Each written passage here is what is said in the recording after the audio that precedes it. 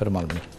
இல்லை, இந்த விஷயங்கள் வந்து இப்போ ஒரு 2-3 மாதங்களாகவே போயிட்டு ரெண்டாவே பிரிச்சுக்கலாம். காங்கிரஸ் இல்லது இன்னைக்கு முதலமைச்சர் மு க ஸ்டாலினுடைய கருத்து, அதுக்கு எதிர்வினையாற்றக்கூடிய காங்கிரஸினுடைய 3 தலைவர்கள். இதில் வந்து திரு மாணிக்கம் தாகூர் ஒரு ட்விட்டர் பதிவு, திரு பிரவீன் சக்கரவர்த்தி ட்விட்டர் பதிவு, திரு செல்வ பெருந்தகை பத்திரிகையாளர் சந்திப்பு, இதெல்லாம் வருது. எப்படி பார்க்குறீங்க? ஒரு தேர்தல் காலத்தில் கூட்டணி கட்சிகள் கொடுக்கக்கூடிய மாறி மாறி கொடுக்கக்கூடிய அழுத்தங்கள் என்பதாக மட்டுமே, அதாவது ஒரு அவரவர்களுக்கான உரிய பிரதிநிதித்துவத்தை பெறுவதற்கான அழுத்தங்கள் என்பதாக பார்க்கணுமா, அல்லது முரண் அதிகரிக்கிறது அப்படின்னு பார்க்கணுமா? அதை எப்படி பார்க்கணும்? முரண் அதிகரிக்கிறதுன்னு தான் நான் நினைக்கிறேன்.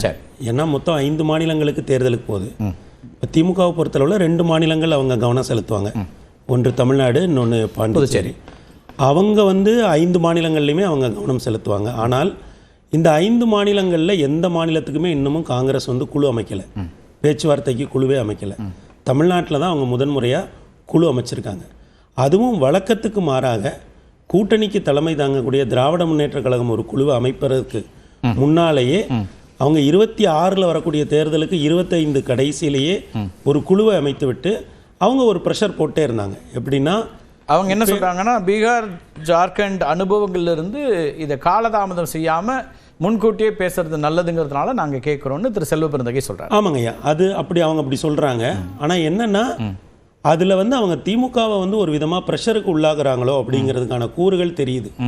எப்படின்னா இப்போ ஒரு இந்த மாதத்தோட ஆரம்பத்தில் கூட என்ன சொன்னாங்கன்னா, இன்னும் 2-3 நாட்களில் பேச்சுவார்த்தை ஆரம்பிக்கும் அப்படின்லாம் சொன்னாங்க. அதெல்லாம் சொல்லக்கூடிய இடத்துல இருக்கிறது வந்து திராவிட முன்னேற்ற கழகம்.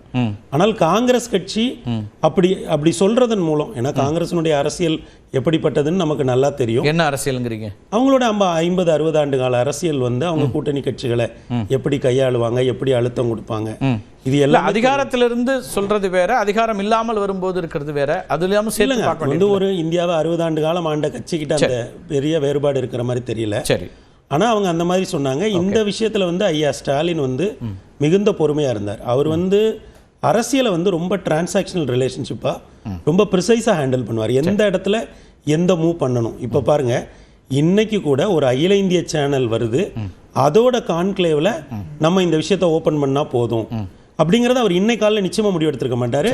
அவர் இதை பல மாதங்களுக்கு முன்னாலே முடிவெடுத்து, மாதங்களுக்கு முன்னாடி பண்ணிருக்க மாட்டாங்க, குறைஞ்சபட்சம் ஆர்கே சொல்ற மாதிரி அந்த சந்திப்புக்கு பிறகு முடிவெடுத்திருக்கலாம். ஆமாம், நிச்சயமாக வந்து இப்போ வந்து அவருக்கு இந்த இடத்துல நம்ம இதை சொல்லணும் அப்படிங்கிறது தெரியுது. அது சொன்னது, ஏன்னா இதுவரைக்குமான விஷயங்கள் கூட நமக்கு வந்து திமுக எந்த எதிர்வினையும் ஆற்றாத ஒரு இடத்துல வந்து ஐயா பிரவீன் சக்கரவர்த்தியோ, ஐயா திருச்சி வேலுச்சாமியோ, ஐயா மாணிக்கம் தாக்கூரோ பேசுறதுங்கிறத நம்ம ரொம்ப சரி ஓகே இவங்க ஏதோ பேசுகிறாங்க, இது வழக்கமாக காங்கிரஸில் ஒவ்வொரு தேர்தலையும் இருக்கக்கூடிய குரல்கள் தான் நம்ம எடுத்துக்கலாம். ஆனால் இன்றைக்கு முதல்வர் ஐயா பேசிய பிறகு உடனடியாக ஒரு ட்விட்டை வந்து மாணிக்கம் தாக்கூர் ஐயா போடுறாங்க. அடுத்து வந்து பிரவீன் சக்கரவர்த்தி ஐயா ஏஎன்ஐக்கு ஒரு பேட்டி கொடுக்குறாங்க. அதில் என்ன கேட்குறாங்கன்னா, அது என்ன தமிழ்நாட்டுக்குன்னு இருக்கக்கூடிய யூனிக்னஸ் அப்படிங்கிறத ஒன்று சொல்கிறாங்க. அது என்ன, அப்படி என்ன தமிழ்நாடு வந்து கூட்டணி ஆட்சியை ஏற்றுக்காதா, அப்படி என்ன யூனிக்னஸ் இருக்குது அப்படிங்கிற மாதிரியான ஒரு கேள்வி ஏற்றுக்கிட்டது இல்லைன்னு சொல்கிறாரு அவர். இல்லை அவர் என்ன சொல்கிறாங்கன்னா, அப்படி என்ன ஏற்றுக்காது, ரெஸ்ட் ஆஃப் இந்தியா மாதிரி தான் தமிழ்நாட்டு மக்களும் இருப்பாங்கன்னு திரு பிரவீன் சக்கரவர்த்தி. அதில் ரொம்ப அதை வந்து அந்த தர்க்கத்தை வந்து அந்த இன்டர்வியூ அவர் வந்து ஏற்கனவே கொடுத்ததை இன்னைக்கு ட்வீட் பண்ணியிருப்பார் நினைக்கிறேன். கருத்து இல்லை இன்னைக்கு கொடுத்துருக்காரா?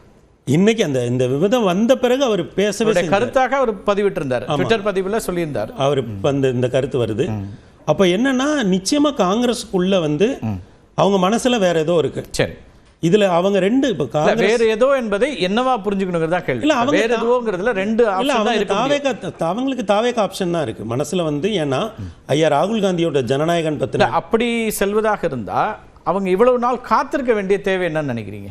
ஐயா என்ன காரணம் அப்படின்னா, இப்போ இது மாதிரியான ஒரு சலசலப்புகள் வந்தாலே கலைஞர் ஐயா காலத்தில் அவர் என்ன பண்ணுவார்னா, ஏதோ ஒரு குரலோ இல்லை சங்க இலக்கியத்திலேருந்து ஒரு மேற்கோளோ ஏதோ ஒன்று சொல்லி அவர் வந்து சரி நீங்கள் போகிறதா இருந்தால் போயிருங்க அப்படிங்கிறதான் இவ்வளோ நாள் நடைமுறையாக இருந்தது. ஜெயலலிதா அம்மாவாக இருக்கட்டும், கலைஞர் ஐயாவாக இருக்கட்டும், கூட்டணி கட்சிகள் விஷயத்தில் ஒரு லைனை வந்து ஸ்ட்ராங்காக எடுத்துருவாங்க. ஸ்டாலின் ஐயா என்ன பண்ணுறாங்கன்னா, ஒரு கனத்த மௌனத்தை வந்து அவங்களுக்கு கொடுக்குறாங்க. இதுதான் இவ்வளவு நாளும் வந்து யாருமே பெருசா ரியாக்ட் பண்ணல. ஒரு சில பேர் மட்டும் திமுக அங்கங்க சொல்லிட்டு சார். இன்னைக்கும் ஒரு பார்ட் நம்ம எடுத்துட்டோம், ரெண்டாவது பார்ட்டை நம்ம எடுத்துக்கல. திரு முதலமைச்சருடைய இந்த ஸ்டேட்மெண்ட்ல இது தமிழ்நாட்டுக்கு ஒத்து வராது அப்படின்றாரு. அது எங்களுக்கும் புரியும் அவங்களுக்கும் புரியுன்றாரு. அடுத்தவா அவர் சொல்றது, எனக்கும் திரு ராகுல் காந்திக்கும் இடையில நல்ல பரஸ்பர புரிதல் இருக்கிறது, சகோதரர்களாக இருக்கிறோம் அப்படிங்கிறது இல்லாம சொல்றாரு. எனவே எங்களுக்குள்ள இருக்கிற புரிதல், அதை பத்தி ஒரு கேள்வி வந்ததுக்கு அவர் சொல்றாரு. அந்த புரிதலை பற்றிய கேள்வி சொல்றது என்னன்னா, அப்ப இந்த அவர் ஆர்கே சொல்றது இந்த புரிதல் அடிப்படையில தான் அவர் பேசுறாருன்னு ஒரு கருத்து சொல்றாரு.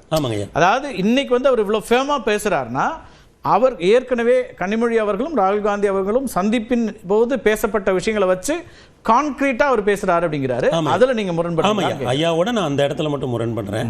என்னன்னா, திமுக வந்து இந்த முறை திமுகவுக்கு காங்கிரஸ் தேவையா, காங்கிரஸுக்கு திமுக தேவையானா, நிச்சயமா திமுக வந்து இந்த 5 ஆண்டுகள்ல கட்சியை மிகப்பெரிய அளவில் வலிமைப்படுத்தியிருக்காங்க. ஐயா கலைஞர் விட்டு சென்ற கழகத்தை இன்றைக்கு நிர்வாக ரீதியா ஐயா ஸ்டாலின் 3 மடங்கு வலிமையாடுத்தியிருக்காரு. 4 திசை எடுத்தீங்கன்னா, திருவண்ணாமலையில் வந்து இளைஞரணி மாநாடு, தஞ்சாவூரில் வந்து மகளிர் மாநாடு, பல்லடத்தில் வந்து மகளிர் மாநாடு, விருதுநகரில் வந்து இளைஞர் மாநாடு. அப்போ என்னென்னா, இன்னைக்கு வந்து திருவிடந்தையில் வந்து முகவர்கள் மாநாடு. அப்போ திசைக்கு ஒரு இதாக போறாரு. நிர்வாகிகளை வந்து பல மடங்கு, இன்னும் சொல்ல போனால் கலைஞர் ஐயாவினுடைய திமுகவை ஸ்டாலின் ஐயா வந்து ஏறக்குறைய 3 மடங்கு அமைப்பு ரீதியாக பலமாக்கியிருக்காரு. ஒன்றியம், மாவட்டம், நகரம், கிளை, பேரூர், இப்படி பார்த்தீங்கன்னா இளைஞரணி முன் எப்போதும் இல்லாத வகையில் பலப்படுத்தப்பட்டிருக்கு. என்னுடைய கணிப்பு என்னன்னா, 2016 ஜெயலலிதா அம்மா என்ன பலத்தில் இருந்தாங்களோ அதே பலத்தோட இன்னைக்கு ஐயா ஸ்டாலின் வந்து இந்த 2026 ஐயா ஸ்டாலின் இந்த தேர்தலை அணுகிறாரு. அதனால அவரோட மௌனம் இருக்குல்ல, அது வந்து அவர் காங்கிரசினுடைய செயல்பாடுகளை அவர் ரசிக்கவே இல்லை. இப்போ இப்படியாப்பட்ட நட்பு இருக்குல்ல, இப்போ ஐயா ராகுல் அவர்களுக்கும் ஐயா ஸ்டாலின் அவர்களுக்கும் ஒரு நட்பு இருக்கு. இன்னும் சொல்லப்போனால் ராயப்பேட்டை கூட்டத்தில் வந்து 2014 தேர்தலையே ஐயா ஸ்டாலின் வந்து ஐயா ராகுலை வந்து பிரதமரனே முன்மொழிஞ்சாங்க. அதெல்லாமே நடந்து 2019. ஆமா, 2019 ராயப்பேட்டை கூட்டத்தில். ஆக இவ்வளவு நடந்த பிறகும் இந்த சலசலப்புகளை காங்கிரஸ் நினைச்சா ஒரே போன் காலில் காங்கிரஸ் தலைமையால முடிவுக்கு கொண்டு வந்துட முடியும். அப்போ இப்போ நான் இந்த இடத்துல நீங்களும் சலசலப்புன்னு தான் சொல்றீங்க. சலசலப்பு எல்லா கூட்டணிகளும் பேச்சுவார்த்தைகளும் நிச்சயமா இருக்கும். ஆனா அது ஆப்ஷன் தாவேக்கான் முடிவெடுத்துட்டாங்கன்னு சொல்றதும் சலசலப்பும் ஒரே மீட்டர்ல இல்லைங்க. நம்ம வெவ்வேறு புள்ளிகளை இணைச்சு பார்க்க வேண்டியதா இருக்கு. ஏன்னா இப்போ ஐயா பிரவீன் சக்கரவர்த்தியே என்ன சொல்றாருன்னா, காங்கிரஸுக்கு 12% வாக்கு இருக்கு, தாவேக்காவுக்கு 18% வாக்கு இருக்கு அப்படின்னு சொல்றாரு. இது வந்து இன்னைக்கு இந்த ஒரு சம்பவத்தை நம்ம பார்க்கலாங்க. ஐயா இப்போ கரூர் சம்பவம் முடிந்த பிறகு ஐயா ராகுல் காந்தி ஐயா விஜயோடு போன்ல பேசினாருங்கிற விஷயம் இருக்கு. அதுல இருந்து அடுத்தடுத்து அதுவும் என்னன்னா, முதலமைச்சர்கிட்ட பேசிட்டு அதுக்கப்புறம் பேசுறாரு. ஆமாங்கய்யா, அதையும் நம்ம புள்ளிகளை இணைக்கும் போது எல்லா புள்ளியும் எல்லாமே ஆமாங்கய்யா எல்லாம் அதான். அப்படி இப்ப பார்க்கிற பொழுது நிச்சயமாக வந்து காங்கிரஸ் மனசுல ஒரு திட்டம் இருக்கு, அல்லது ஒரு ஆசை இருக்குன்னு கூட சொல்லலாம். அந்த ஆசை திமுகவுக்கும் புரியுது. ஆனா இதுல ரொம்ப முக்கியமான விஷயம் என்னன்னா, நீங்க நெகோசியேஷன் டேபிளுக்கு போகும்போது 4 முனை போட்டியில மாநிலத்தை அவங்க நேற்று ஒரு விளக்கமா ஒரு அறிக்கை கொடுக்குறாங்க, இன்னென்னலாம் பண்ணிட்டு இருக்கிறோம், ஸோ 22ஆம் தேதிக்கு பிறகு கமிட்டி ஃபார்ம் பண்ணி பேசுவோம் அப்படின்னு. அந்த அறிக்கையிலேயே வந்து அவர் முகவர்கள் கூட்டத்திலையும் சொல்றாரு என்னெல்லாம் வேலை நடந்து கொண்டு இருக்கிறது அப்படின்னு சொல்லி. அந்த அறிக்கையிலேயே அதுல உட்பொருள் ஒன்று இருக்குல்லங்கய்யா. என்ன இருக்கு? அதுல என்ன சொல்ல, நாங்க இந்தந்த வேலையெல்லாம் பார்த்து தான் தேர்தலுக்கு தயாராகிறோம். எஸ்ஐஆர்ல எங்க வேலை என்ன, வாக்குச்சாவடி முகவர்கள் எப்படி, இதை எல்லா பட்ஜெட் கூட்டத்தொடருக்கு எல்லாத்தையும் பார்த்துட்டு நாங்க தேர்தலுக்கு தயாராகிறோம் அப்படிங்கிற உட்பொருளும் அதுல இருக்க தான் செய்யுது. அப்போ அது வந்து ஒரு பதில் தானே. இவ்வளவு நாளா கேள்விகள் எழுப்புறாங்க, ஏன் காலதாமதம் அப்படிங்கிற கேள்வி முன்வைக்கப்படுது, ஆதங்கம் அப்படின்னு வைக்கிறதா, அதுக்கான பதில சொல்ல வேண்டிய ஒரு இடத்துல திராவிட முன்னேற்ற கழகத்தோட ஒரு அறிக்கை வந்து ஒரு அரசோட ஃபைல் மாதிரி. அதுல ஒரு வார்த்தை இருக்குல்ல, நீங்க வந்து இப்போ நீங்க அரசு ஃபைல்ல ஷேலா ஷுட்டா இல்ல வந்து எனக்கு அது புரியுது. நான் அதே இடத்துல தான் கேட்கிறேன், என்ன சொல்றாங்க. நான் சொல்றது என்னன்னா, அவங்க இதுவரைக்குமான கேள்விகளுக்கு பதில் சொல்லணுங்கிறதுனால இதையெல்லாம் செய்து கொண்டு இருக்கிறோம், இதனால இந்த நேரத்தில் பேச முடியாது, இதுக்கு ஒரு டேட்டா ஃபிக்ஸ் பண்றோம்னு சொல்றாங்க. ஆமாங்க. இது இப்போ இதுல இன்னொரு கேள்வி தொக்கி நிக்கல. நாங்க இவ்வளவு வேலை பார்த்துருக்கோம்ல, இந்தந்த ஏரியால நீங்க என்னென்ன வேலை பார்த்தீங்க, இப்படி ஒரு கேள்வி இருக்கா இல்லையா? திராவிட முன்னேற்ற கழகம் அது ஏன் அந்த கேள்வி வருதுன்னு நினைக்கிறேன், புரியல சார். நீங்க இவ்வளவு நாள் இப்ப நேற்று ஏன் அந்த அறிக்கை எப்படி வருது? நீங்க சொல்லக்கூடிய புள்ளிகள் பாருங்க. மாலையில திரு கிரீஷ் ஓடங்க சொல்றாரு, எங்களுடைய தொண்டர்கள் வேதனையில் இருக்கிறாங்க. செல்வ பிறந்தகை சொல்றாரு, இதெல்லாம் நாங்க அட்ரஸ் பண்ணோம், நாங்க போய் முதலமைச்சரை பார்க்க இருக்கிறோம் அப்படிங்கிறாரு. அப்ப இந்த இடத்துல ஒரு பதில் சொல்ல வேண்டிய அல்லது எப்போது பேசுகிறோம் சொல்ல வேண்டிய இடம் வரும்போது ஒரு அறிக்கை கொடுக்குறாங்க. ஆமாங்க, இதுதான் அந்த அறிக்கை தான். ஆமா, அது பதில் தானே அது, அல்லது ஒரு விளக்கம். ஆமாய்யா, விளக்குங்க. ஆனா நீங்க வந்து எதிர் கேள்வி கேட்கறதா ஐயா, திமுகவோட அறிக்கை, திமுகவோட விளக்கம் இவ்வளவு நாட்களுக்கு பிறகு அறிவாலயத்திலேருந்து வர்றது வெறும் அறிக்கை இல்லையா, அது ஒரு பொலிட்டிக்கல் ஸ்டேட்மெண்ட். அதை நம்ம டீகோட் பண்ணி தான் பார்க்கணும். அது வெறும் அறிக்கையை நம்ம கடந்தே போக கூடாது. அறிக்கை நானும் சொல்லல, அதை தான் நான் சொல்றேன். பொலிட்டிக்கல் ஸ்டேட்மெண்ட் அது ஒரு ஸ்டேட்மென்ட்ல ஒரு கிளாரிட்டியை கொடுக்குறாங்களா? ஆமா, ஒரு கிளாரிட்டியை கொடுக்குறாங்க. நீங்க சொல்றீங்க கேள்வி எழுப்புறாங்க. அதுக்குள்ள ஒரு எல்லலும் இருக்கு. அதுக்குள்ள கூட்டணியில ஆட்சி அதிகாரத்துல பங்கு கேட்கிறவங்களுக்கான எல்லலையும் உள்ள வச்சிருக்கு திமுக.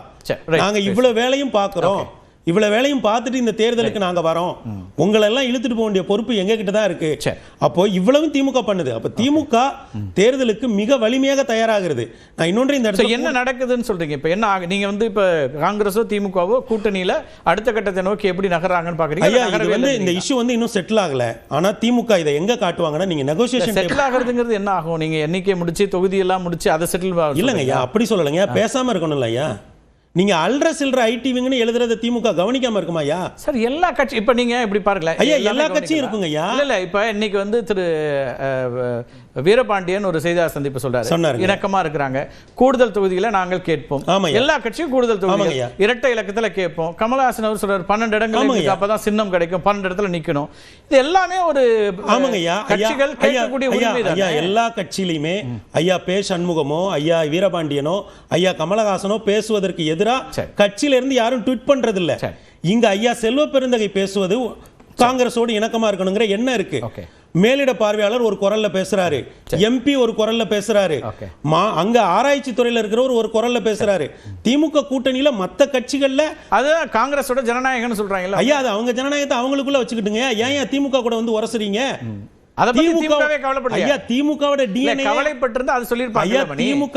விட்ட இடத்துல நான் தொடர்றேன். ஐயா கலைஞர் கையாண்ட விதம் வேறு, ஐயா ஸ்டாலின் கையாளுகிற விதம் வேறு. அடிப்படையில் திமுகவோட டிஎன்ஏவே ஆன்டி காங்கிரஸ் டிஎன்ஏ. நீங்க நெகோசியேஷன் டேபிளுக்கு போங்க. திமுக யாரு சொன்னீங்கன்னா இல்ல அப்படி சொன்னீங்கன்னா அதே தான் நான் திருப்பி நீங்க சொன்னதே தான் வேற ஒன்று சொல்ல வேண்டியிருக்கும்.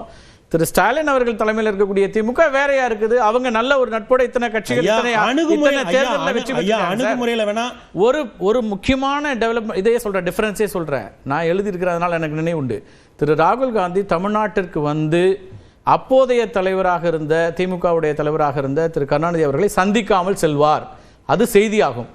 இங்க அப்படி இல்லை. கோயம்புத்தூருக்கு வந்தாருன்னா போய் ஸ்வீட் வாங்கிட்டு போய் பார்க்குறாரு, சகோதரருங்கிறாரு. அந்த இணக்கம் 2 பேருக்குள்ள இருக்குது, அவங்கள்ட்ட கிடையாது. ஐயா, அந்த கட்சியும் காரணமா இல்லையா? டிஎன்ஏ வந்து ஆன்டி காங்கிரஸ். ஐயா, அந்த டிஎன்ஏல மாற்றங்கள் ஆமாய்யா. அப்படி நம்ம தலைமை நம்ம தலைவர் இப்படி இணக்கமா இருக்காருன்றத காங்கிரஸோட தொண்டர்கள் காட்டணும். இரண்டாம் கட்ட தலைவர்கள் காட்டணுமா வேண்டாமா? அவங்க எப்படி மீறி போறது என்ன சொல்லுது? அதை புரிய வேண்டியதா இருக்குல்ல. சரி, அது இரண்டாம் கட்ட தலைவர்களிடம் முடியாது, நாடாளுமன்ற உறுப்பினர்கள் இருக்கிறாங்க.